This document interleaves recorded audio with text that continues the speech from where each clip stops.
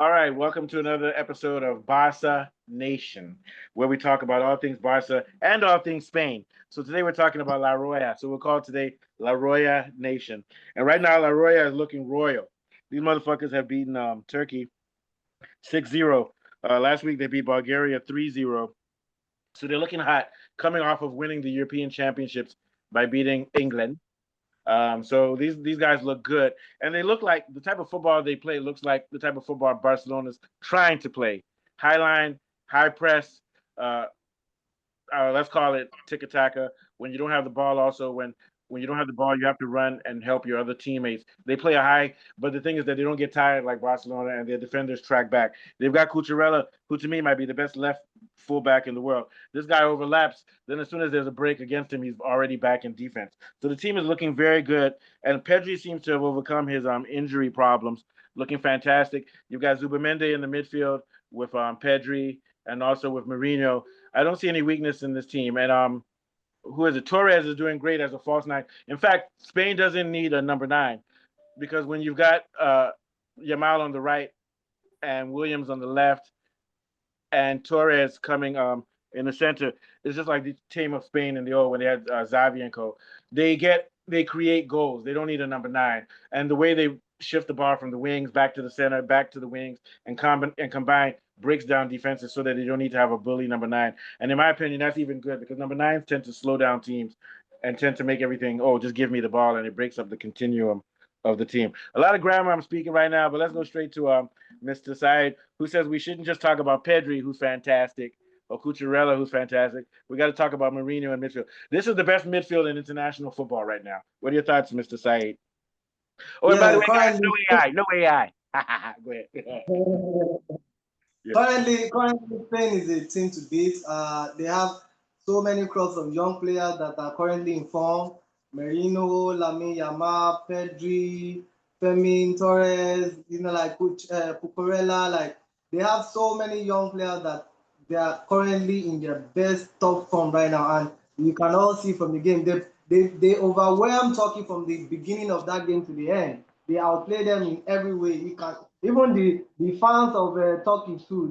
They actually acknowledge that they're actually a better team than them. Because look at how Lamine Yamal is holding Pedri to Merino too. I don't know why now on Merino issue. I don't know if it's tactic problem that we are yet to get the best out of him in Arsenal. I don't know what Arteta is doing because if you see the way he's playing very like almost behind their striker there. Jamal. But that's how he's in the position to be scoring other goals.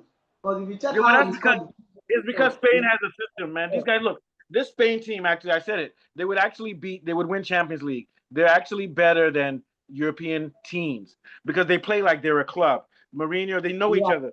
William, and this but is what I said. their side is more like a Barcelona type of playing game. They're actually better than Barcelona, yeah, because the way they play, these guys, Williams and Pedri and Yamal, they've been playing since they were young. And in Spain, they now have an agenda where no matter what team you play on in Spain, it's all the same system of football because they're trying to win the World Cup. That's their goal. The whole, even their Spanish league is also aimed towards winning the World Cup. So these guys understand each other. So when he's playing with Arsenal, and also Arsenal just doesn't really have that great a system. Also, maybe he needs to go back to Spain and play. I don't know. What are your thoughts, Saeed? Then we're Yeah, gonna play. Yeah, yeah. yeah, they are definitely a team to watch out for in this World Cup because Oh definitely they yeah, are they're going the to favorites qualify. right now. I They would are say the only favourites. team you need to watch out for. This, They are playing better than almost every European team now. Because Germany, look at what Germany is Germany lost struggling now. to. Yeah, Germany is struggling to even get points out of some lower European team. So right Yeah, now, right I now think the top two them teams in the very world very good. are Spain and Argentina as usual. Argentina will Yeah, always be there. Argentina. They're South America's represent, and also keep an eye out for Holland. Holland has a lot of good players. Ekitike, Dumfries, a ton of players. Holland has very good players. All those guys that play for Liverpool. What's the other guy's name? Gapco and all those guys. But those guys play more defensive than Spain. But also, don't forget Spain, France. France has I don't see France has the most Netherlands talent. going far Huh? in this coming World Cup. I don't see them Who? going like Who? Netherlands. I'm not impressive right now. I watched that Remember, game like Netherlands made it to the quarterfinals of the last World Cup and they lost to Argentina. I'm just saying they're a tough team, and they're better. This now Netherlands will be better in the next World Cup than they were in the last. I'm not saying they can win, but Netherlands is well organized. Germany has good players, but they're unpredictable. England, rubbish. England does well in European Championships, maybe. Who else? France. Don't forget France. France has the most talent. France has the best individual players in the yeah, world. France will have almost similar players like Spain. They have a Yeah, couple of young and impressive players. So I yeah, think they should be a favorite. yeah. What are your thoughts, Kule? Yes, Spain have been have a history of being highly rated in many World Cups previously. I know that they did eventually win the one World Cup, I think, in 2014 against 2010. Holland. 2010. Was it 2010? Yeah. 2010 that they beat the Dutch in South Africa.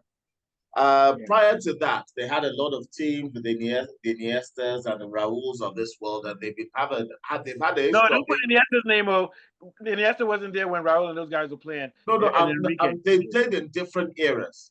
But what I'm Yeah, saying is that Iniesta they've won been. the World Cup. Iniesta won the World Cup for, Yes, and that yes, was I during know. He won the World Cup and he won a World Cup, but he's had a long career. And what I'm saying is that Spain have had many years, many decades where they've been highly rated, they've been favorites, and they've been perennial underachievers, sort of like Holland, except in Holland's case, they've reached two finals and won none. Spain have reached one final and have won one. And And this also team, Spain have won.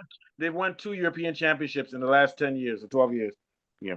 well, I think for the purposes of this discussion, I'm looking at the World Cup because it's coming up next year, and that's what I'm focused on.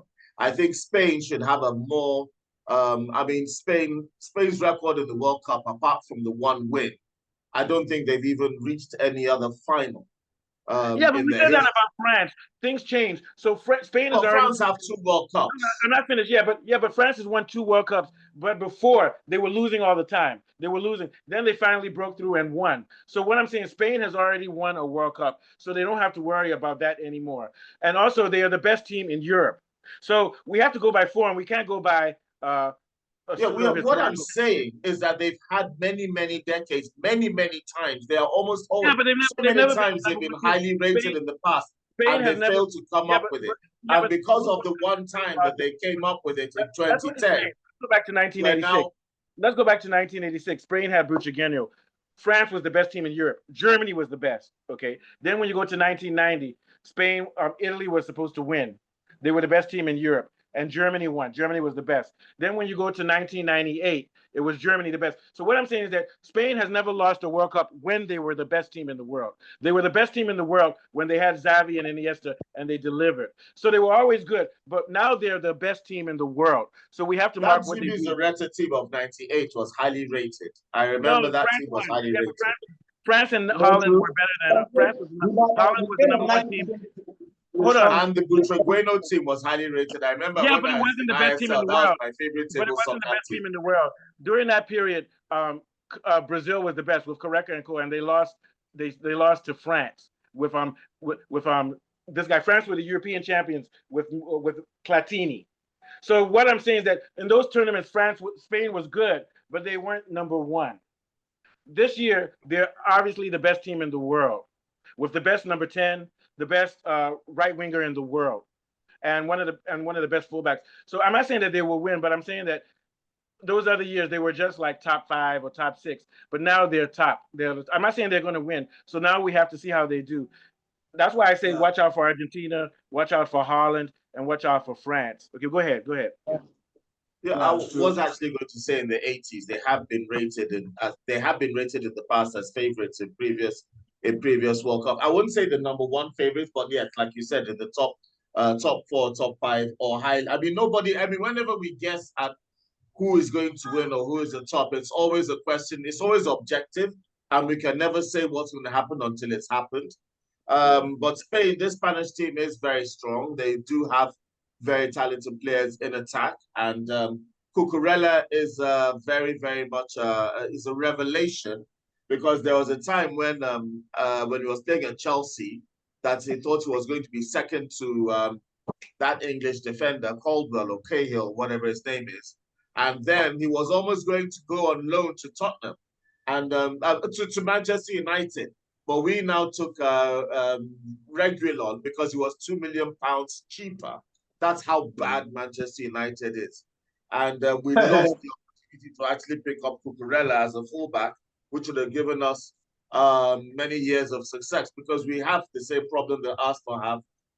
We have fans that influence the management to make bad decisions on a whim, because our fans are whimsical like Arsenal. But I digress. Coming back to Spain.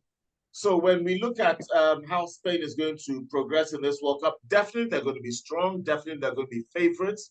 But I have a feeling maybe it might be the next World Cup.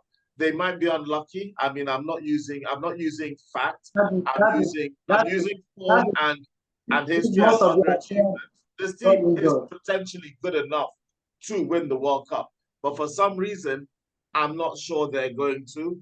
Yeah, well, it's difficult I to win. think England have had a chance, but Tuchel seems to be an awful coach. He's using old players. He's not recycling new ones. Germany are always strong, and France are always strong. So we have to, and the Dutch and the Belgian. Well, Belgium has always had a strong team, but they've struggled. But I think France, Spain, Yeah. Italy, Germany I mean, are look, going to be very tough contenders. yeah, right now Spain is the hottest team.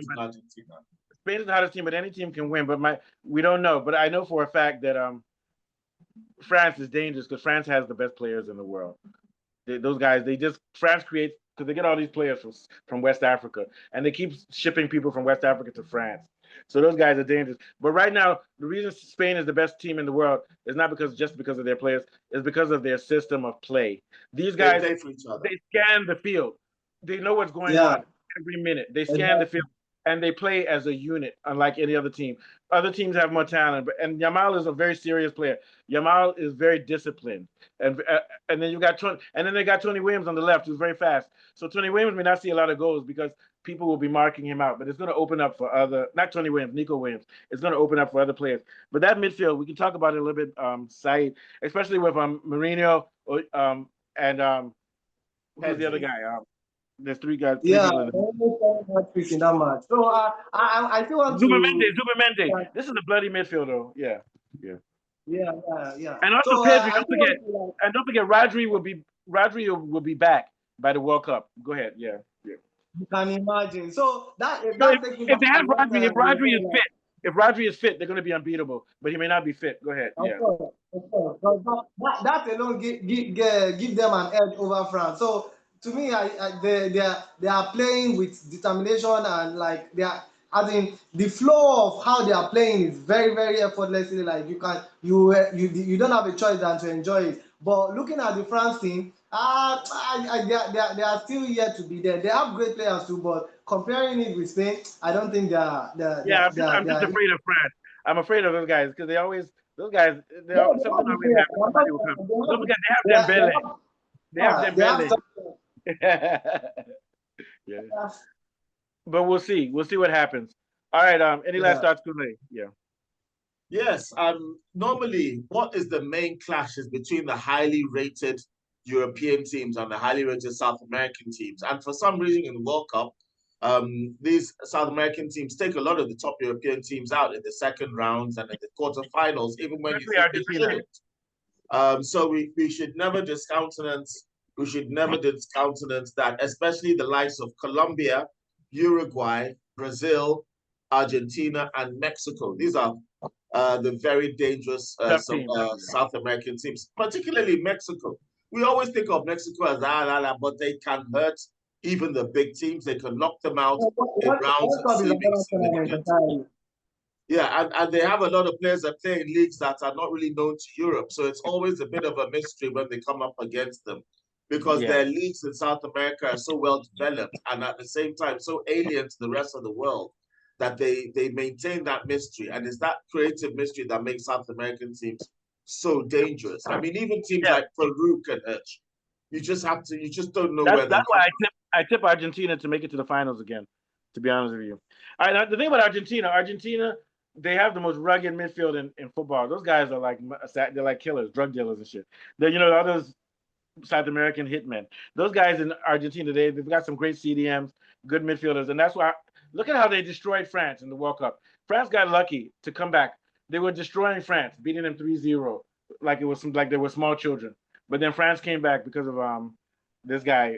This guy came in and scored some goals. The Ole, the thief, the goal poacher. What's his name? What's that boy's name? How can I forget his name? Who's supposed to be the best player in the world? Who's France's number 9 that plays for Real Madrid? Can you imagine? I've already forgotten his name. Oh, we can't even remember his name. Benzema. No, Benzema is gone. Striker. He plays for Real Madrid now. The one from Cameroon. Oh, Samuel Eto'o, Abi. Wait. This is a disgrace. Let me find it now. We can't even remember France's player. Too much wine. What's his name? The one who played for PSG, then they traded him. Well, Mbappe. Yeah, Mbappe. That's how far. Now we are trying to remember. That's how far Mbappe has turned out. We can't even remember his name again. Oh my God, my nephew! I have a little nephew, and his name is Killian. I have a little nephew, and his name is Killian. He's named after him. So I mean, there's no way I've forgotten his name. Mbappe, half of his goals in Spain come from penalties. My God. All right, okay, last thoughts, Saeed and Kune, then we'll head out. What do you think, Saeed? Yeah, so on the Spain team, I think they are the best. I believe we all agree that they are currently the best team in Europe right now. So the way they are going, they are going to be unstoppable. So we should all watch out for them. They are probably my favorite too. You know what I'm worried about Spain? I'm worried that you can't win every time. They got lucky. They won all their games in last Euro. They beat England. They beat France. You can't win every day. One day, another good team will beat you. They need to lose some games before the World Cup. You can't just keep winning. You understand what I'm saying? If you win every game, then it makes it unlikely. You can't just win. So in the World Cup, they should try to lose one game or something. I'm just kidding. What do you think, Kunle? Yeah. In other words, you can have a bad day. You can have a bad day on any day. You don't want to have a bad day in the semifinals. Yeah. They'll definitely get it wrong somewhere. Or a better coach with a very good tactics can just play them and just hold them and probably do what Chelsea did to PSG. So definitely it's going to happen. Yeah. All right. So that's it. Take us out, Kunle. Yeah. Okay, so it's been an interesting look at the potential teams and the giants in Europe and South America that are coming up to the incoming World Cup of 2026 as we draw closer to that great event. We haven't spoken about Nigeria and South Africa, but I'm sure we will. But that is a conversation for another tomorrow. Show. But from myself, Mustafa, and Saeed, we bid you farewell. Adieu. Don't forget to like and subscribe. And we'll see you on the next one. Yeah, we'll be around tomorrow as soon as that South Africa-Nigeria game is over. All right. Have a good one. All right.